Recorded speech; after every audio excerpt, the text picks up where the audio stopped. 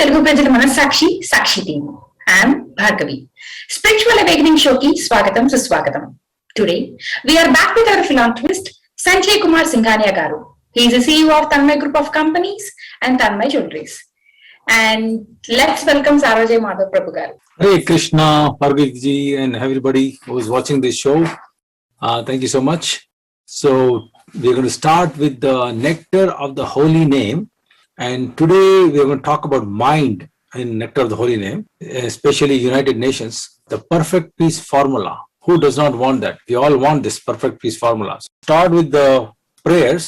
Namo Vishnupadaya Krishna Bhutale Shimate Japatak Samti Namne Namo Acharya Padaya Nitakapadaye Gaurupata Damadaya Nagargamatarine Nama Om Vishnupadaya Krishna Padaya Bhutale Shimate Bhakti Vedanta Swaminiti Namne Namaste Saraswati Devi Gauravani Pracharine Nirvasesa Sunyavadi Pashyatadisitarine Jai Shri Krishna Chaitanya Prabhu Nityananda Shri Advaita Gadadhara Shivasadi Gaura Bhakta Vinda Hare Krishna Krishna Krishna Hare Hare Hare Rama Rama Rama Hare Hare Mukham Karoti Vachalam Pangun Langayate Grim Yat Kripatam Hamvande Shri Gurudinitarinam Paramananda Madham Shri Chaitanyeshwaram Hari Om Tassat. So one should control the mind by chanting the Hare Krishna mantra, which engages the mind at the lotus feet of Krishna.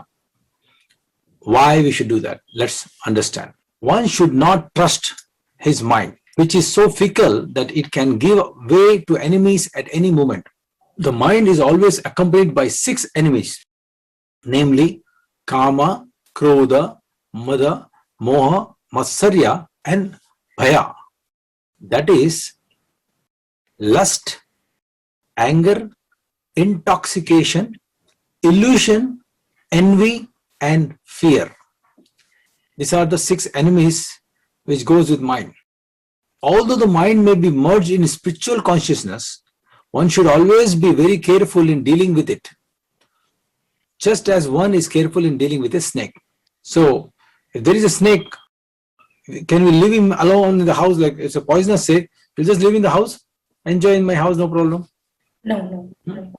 You'll be very, very careful, right? So mind is also, the example is compared here, mind with snake. So mind also carries 6 enemies with him all the time. So even though mind, we might think that I'm a devotee, I'm a Krishna conscious devotee, I'm a saint, because of the 6 enemies, any of one enemy's mind let go of them and I'm not careful, that enemy can attack and it could be a disaster. What are the enemies we have to be careful?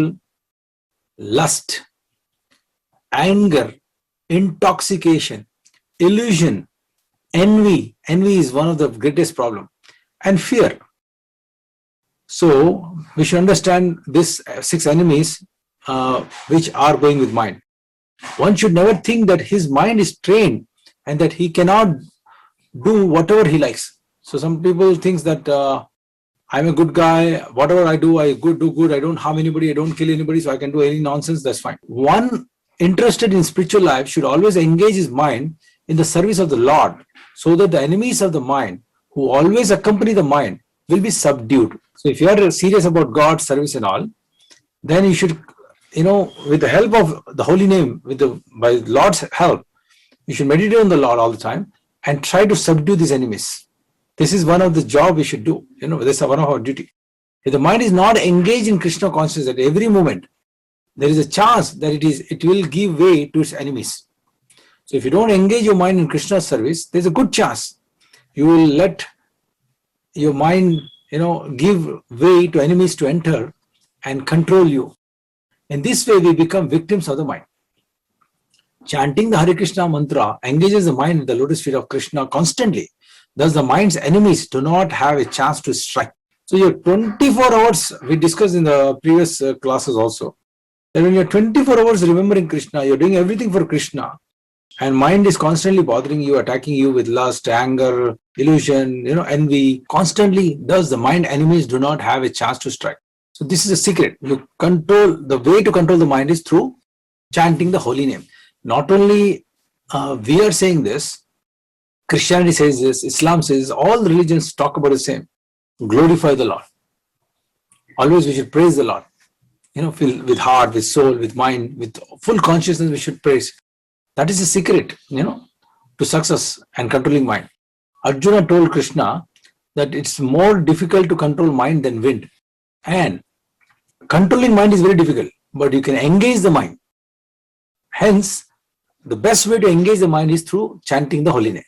So when you engage the mind, how the kids are, right? Kids, you tell them to sit quiet, like you are at a hospital or you are at a doctor's clinic for an appointment, pediatrician. You tell kids, there are a lot of people in the room, please keep quiet on the chair, don't bother. Do you think they'll keep quiet? No. They'll be more active, they'll be hyperactive at that time. Maybe they'll be quiet for maybe 1 minute, 2 minutes, 3 minutes, and then again they're starting some naughty activities. That's the nature of kids, right? You can't control. Yes. Mind's nature is also like, mine is also like a kid, like a monkey. It keeps jumping from one place to other place. It cannot be, peaceful and stable and constant. You cannot make mind do what you want mind to do. It's very difficult. So, what is the other way we engage kids? We give them some work, some painting. Yeah, give them some activities or something. To control mind, we engage mind with the holy name. So you're engaging the mind. So because you're engaging the mind in the holy name, the mind has less inclination towards other thing. It will not deviate. You're engaging him. You're not letting loose. So this is one takeaway from today's Nectar of Holy Name.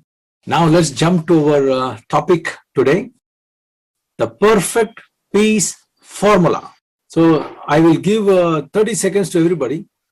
Think about if you get a mic to speak to the whole world about this topic, perfect peace formula.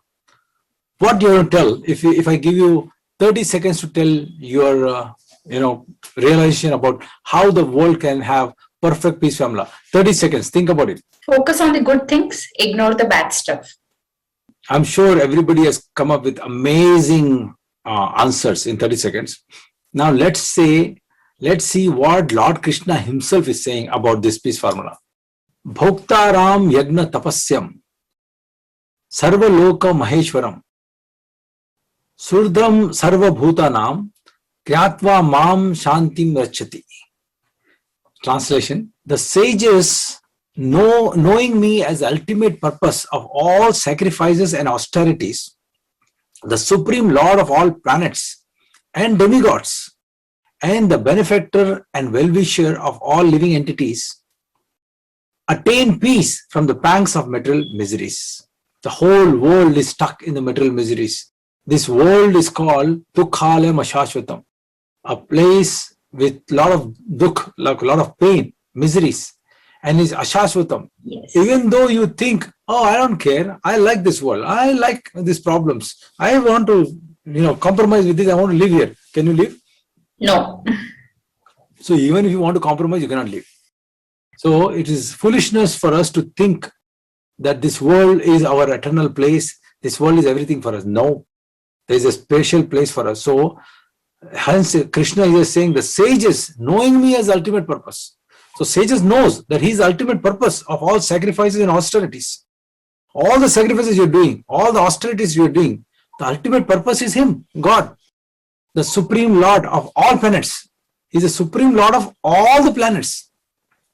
And demigods. The demigods means all other Devi Devtas. So many, 36 crores Devi Devta we have. He is above all them. He is the supreme. And he is the benefactor and well-wisher of all living entities. So, and he is a true well-wisher of us, Lord Krishna. So those who understand this, sages understood this, that's the reason why they can be relieved from the material miseries. If we understand this, we can also be relieved from the pangs of material miseries. And that will take us towards the peace in the world, right? Because we should understand, he is the boss. He runs every show. The whole show is run by him. He owns everything. Just acknowledge that. It's easy. Do I own? Do Bill Gates own? Do Narendra Modi own? Does Joe Biden own? Who owns the planet? Does anybody own the planet? Who stays top position forever? Does anybody stay in the top position forever? Do you think Reliance is going to be number one all the time? No. Amazon is going to be number one. Facebook is going to be number one. Apple? Who? There's so many rich people came and gone. So many kings came and gone. But one thing standard is Bhagavad Gita, the Supreme Personality of Godhead, Christ, Allah, they are standard. They are not going to go anywhere. After 10,000 years also, 100 million years also, they will be the Supreme Personality of Godhead because they're all one. There's no two God. God cannot be two. So if the God is one, you can call him any name. This is a secret. So understand, when I'm talking about Krishna, I'm also talking about Allah. I'm also talking about Christ. And I'm also talking about Supreme Personality of Godhead, who we all can call it as God, God. So the conditioned souls within the clutches of illusionary energy are all anxious to attain peace in the material world. We are all anxious to get peace, right? In the material world. So we are conditioned souls. But they do not know the formula of peace, which is explained in this part of the Bhagavad Gita. So where are we hearing about this? From Bhagavad Gita. The greatest peace formula is simply this. Lord Krishna is the beneficiary in all human activities. So all we do, he is the beneficiary for all the activities what we are doing. All the yagnas, phala go to him. The greatest peace formula is simply this. Men should offer everything to the transcendental service of Lord Krishna, because he is the proprietor of all planets and the demigods thereon. He is the proprietor of all the planets, all the demigods, all of us. He is the proprietor. Yes. No one is greater than he. He is the greatest, greater than the greatest of the demigods, Lord Shiva and Lord Brahma. He is actually greater than Lord Shiva and Lord Brahma. And this is not I am saying, it is Krishna saying. In the Vedas, the Supreme Lord is described as Tam Ishwaranam Paramam Maheshwaram. And Lord Shiva accepted him as the greatest, because when Parvati ji asked Lord Shiva, who are you meditating all the time? Lord Shiva is already chanting on the Rudraksha. So when she asked, he says, I am chanting the name of Lord Rama and Krishna. Lord Brahma is saying, Ishvara Parama Krishna Sachitananda Vigraha Anadi Radhi Govinda Sarva Karana Karanam. Lord Brahma is accepting Krishna as Supreme Personality of Godhead. Lord Shiva has accepted Krishna as Supreme Personality of Godhead. Here Lord Krishna himself saying, I am the Supreme Personality of Godhead. What is our problem? To accept the fact that he is the Supreme Power. Yeah, simple. And what is the loss? Lord Shiva is also called Vaishnava Nam Yatha Shambho. So if you are devotee of Lord Shiva, you should be proud that Lord Shiva is the greatest devotee of Lord Krishna. There should not be any ego. Krishna is the only Supreme Personality of Godhead. Under the spell of illusion, living entities are trying to be lords of all they survey. But actually they are dominated by the material energy of the Lord. That is called Maya. The Lord is the master of material nature, and the conditioned souls are under the stringent rules of the material nature. We are actually controlled by the Lord's energy, material energy, which is mode of goodness, mode of passion, mode of ignorance. These are like three chains. One is with gold chain, silver chain, metal chain. Our entire creation, all living beings are controlled by three modes. Some people have goodness more, passion less, passion more, goodness less, ignorance more, combination. Some combination of these three we are. And this is how the material energy controls us. So our goal is to gradually come up to the higher consciousness. If you are in mode of ignorance, come to passion. If you are in passion, come to goodness. If you are in mode of goodness, come to Shuddha Tattva, pure goodness. Pure goodness is dedicating your entire life for Krishna.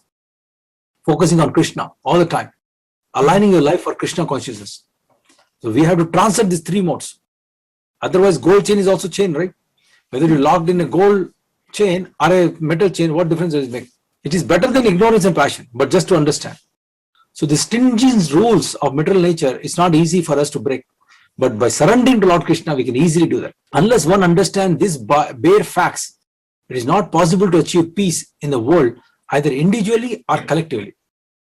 This is a sense of Krishna consciousness. Lord Krishna is supreme predominator, and all the living entities, including the great demigods, are his subordinates. They're all working for him.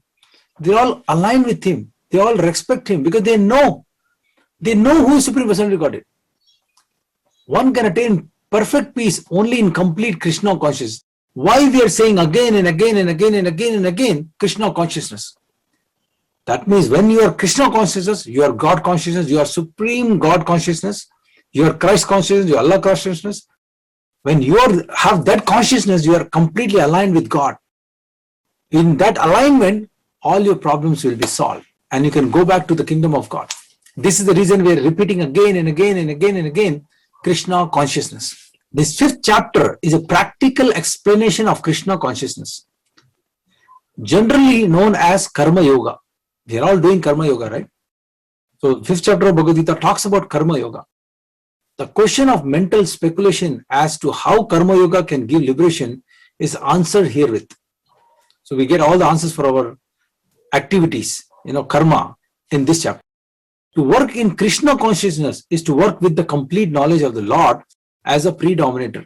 So once you know Krishna is the master of everybody, he owns all the planets, he owns everybody, he is the master of all the gods also, all the demigods. So he's master of all the living beings also. When we all acknowledge that, accept that, and work for Krishna, work for the pleasure of Krishna, show our gratitude, that is success. That is Krishna consciousness. Such work is not different from the transcendental knowledge. Direct Krishna consciousness is Bhakti Yoga. That is called Bhakti Yoga. Among yoga, the topmost is Bhakti Yoga. And Jnana Yoga is a path leading to Bhakti Yoga. Krishna consciousness means to work in full knowledge of one's relationship with the Supreme Absolute. And the perfection of this consciousness is full knowledge of Krishna or the Supreme Personality of Godhead. So Bhakti Yoga is highest. Jnana Yoga, all other yogas actually are meant for us to bring to the level of Bhakti Yoga.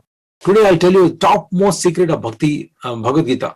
If you really want to find the Kohinoor information of Bhagavad Gita, that one secret Kohinoor word in Bhagavad Gita is Bhakti Yoga. From chapter 1 to chapter 18, in every chapter, directly, indirectly, somehow or the other, Krishna is giving hint. There is nothing about Bhakti Yoga. When you are engaged in Bhakti Yoga, you actually covered everything else. That's the topmost yoga. That is union with God. That is called yoga. You are trying to understand God, self-realization. You're trying to understand self-realization is God realization. Once you understand who you are, you'll understand Krishna. Once you understand Krishna, you'll understand who you are. So this is easily possible through Bhakti Yoga. All other yogas, you might understand something, but there is a lot of risk also. You might get distracted also. But Bhakti Yoga is the easiest, simplest way. I'll give one more quick formula of Bhakti Yoga. Suppose Krishna is on the 100th floor of a building. I'll say 10,000 floor. Let there be 10,000 floor, okay? And you are on the ground floor. There are many ways to reach the 100th floor, the 10,000 floor. You can climb with a rope outside the building. You can take the stairs, right? And you can come up with different ideas. But there is one more way. You can enter the elevator, press the button, 10,000 floor, go to the top floor. Bhakti Yoga is that. So why you should break your head in any other thing? Simply accept what Krishna is saying. Chant the holy name of Lord Krishna. That is like pressing the button.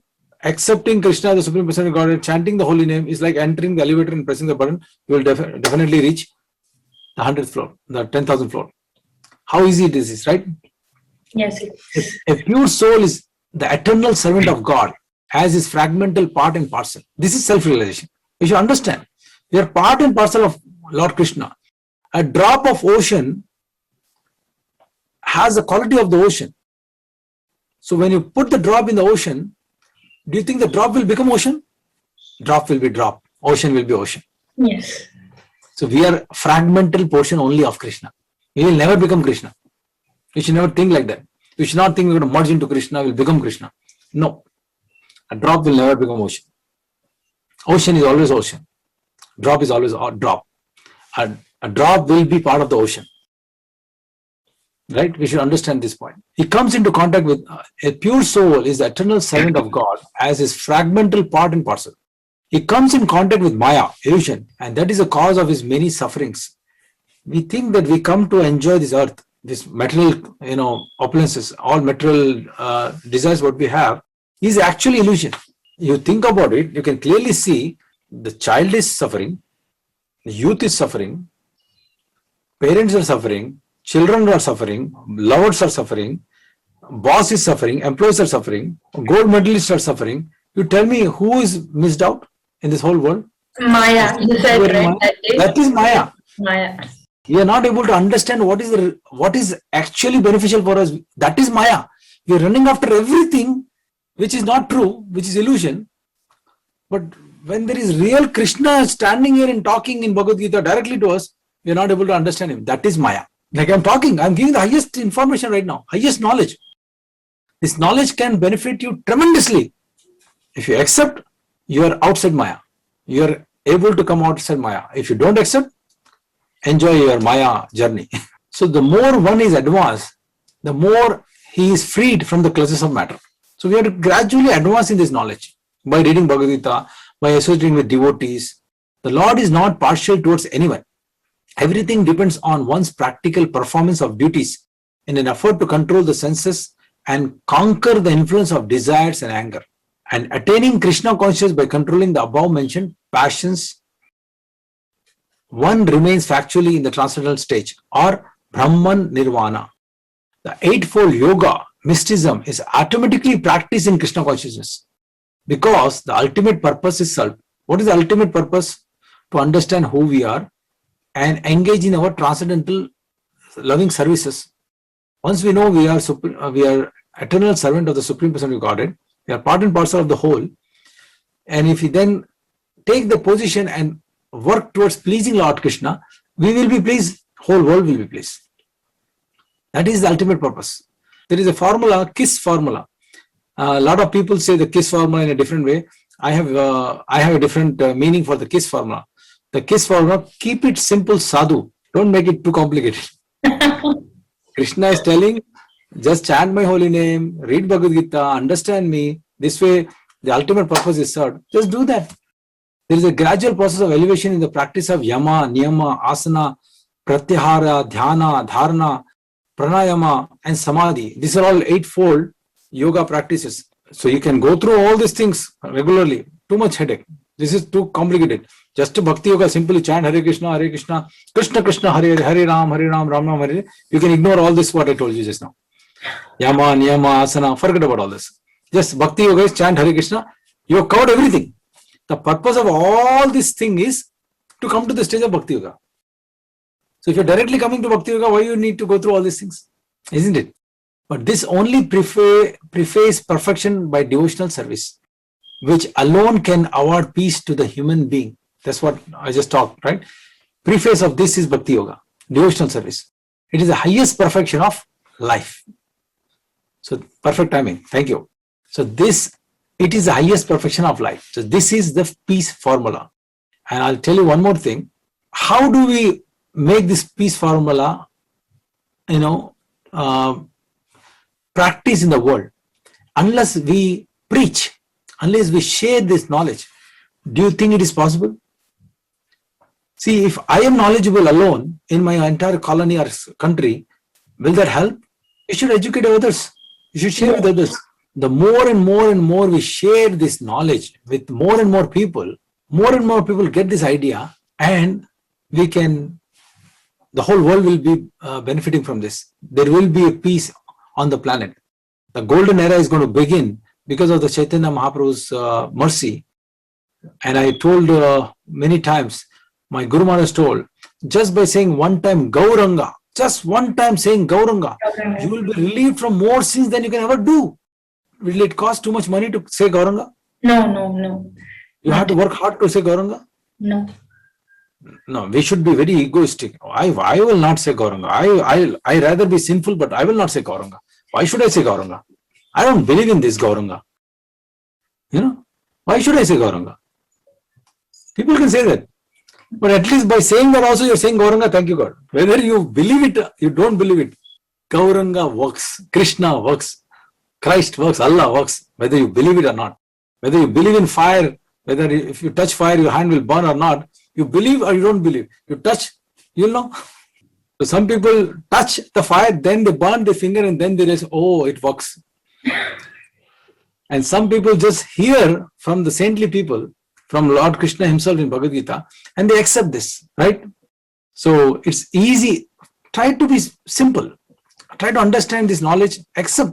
I'm not saying whatever we talk today is not coming from me. Believe me, it's not coming from me. It is coming from Bhagavad Gita, Lord Krishna. So please accept him, surrender to him. I'm not telling you to accept my words, accept Krishna's words. Open Bhagavad Gita, you'll see this. What I'm talking, you can also talk by just reading Bhagavad Gita. I'm just repeating from Bhagavad Gita what Krishna says. So all the best. I love you all. You're amazing. Thank you so much all for giving me this opportunity, especially Sakshi TV. This service is very important service for me because by doing this service, I'm bringing as many children of Lord Krishna closer to him.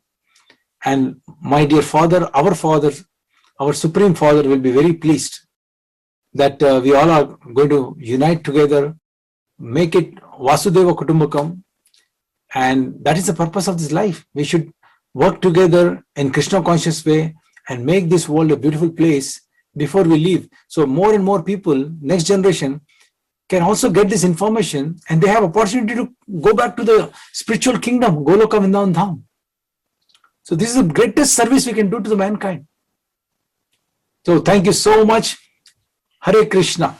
Okay, viewers, we'll be back with another interesting topic next week in Spiritual Awakening Show. This is Bhargavi signing off. Keep watching Telugu Prajalamana Sakshi TV. Namaste.